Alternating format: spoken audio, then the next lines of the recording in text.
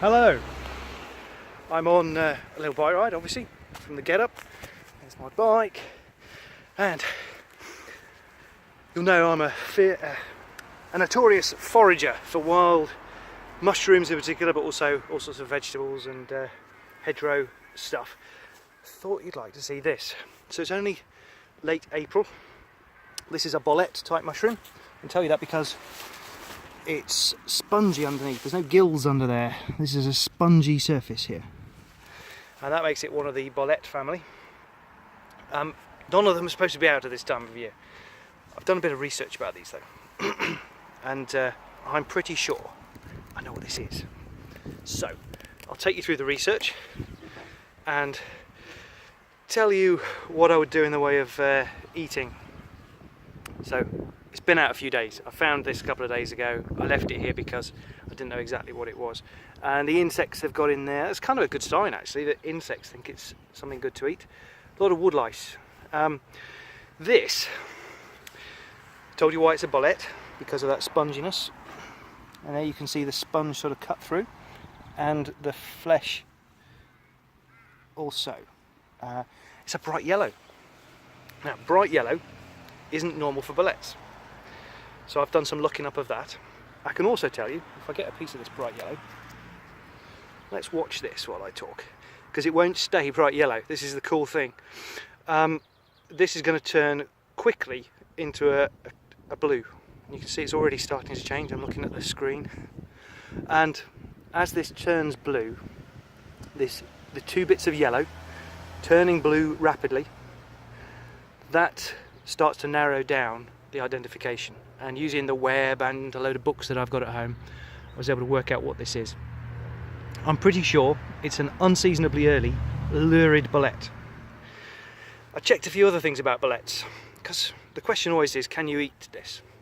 And the answer is no bolete, even the devil's bolete, will actually kill you.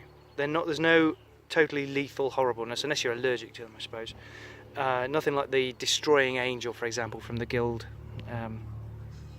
the more guild family of mushrooms. So everything is either inedible or not very nice.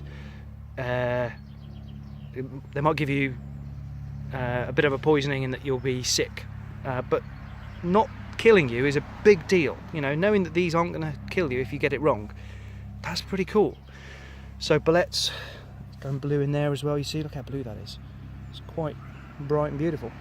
And under where my thumb's been, see my thumbprint?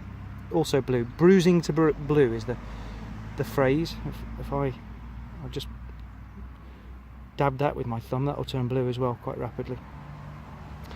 So what I can tell you about the Lurid Bolete, which matches because of habitat. Look, above there's the pine trees. It also is a summer mushroom rather than an autumn one. It can't be an autumn mushroom is my thoughts here. Something that at least sometimes comes up in summer. It's been very sunny and warm, and we're in the far southwest of England in Cornwall, so that's going to help with giving the conditions for a summer mushroom to come out in spring. And that's why I think it's a Lurid Bolete. Could be a bay bolete, but they don't really grow in this country, but it could have come in perhaps with a tree imported from North America or something like that.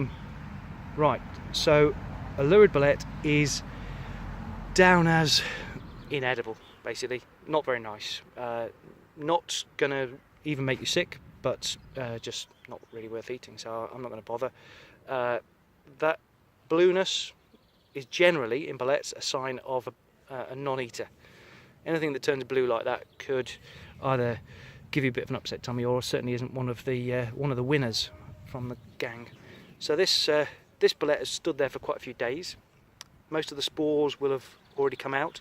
I'm going to leave it lying there in pretty much the same way as it grew. That's not killed it at all. It's going to distribute its spores just like it would, and there'll be more of these things in the future.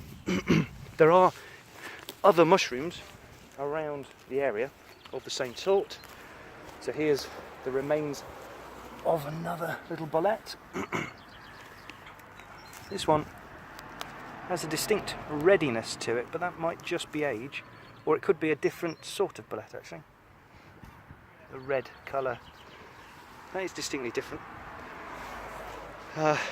Seems unlikely though, because the mushroom, the mushroom that we see, is just the fruits of a much bigger plant, for want of a better word, that's underneath the ground. People have explained it, analogized it like the blackberries off a bramble bush.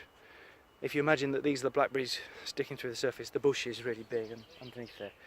Obviously, it's not a plant; it's a fungus. They're a different thing altogether, as different from plants as we are, and actually, technically, more related to us than to plants.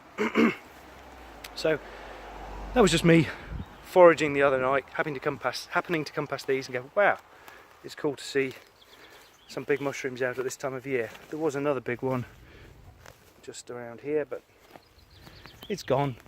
Either somebody's taken it away to try eating it, and like I said, they won't get hurt, or maybe an animal's had it, or maybe some kids just kicked it down the bank and around. Doesn't matter.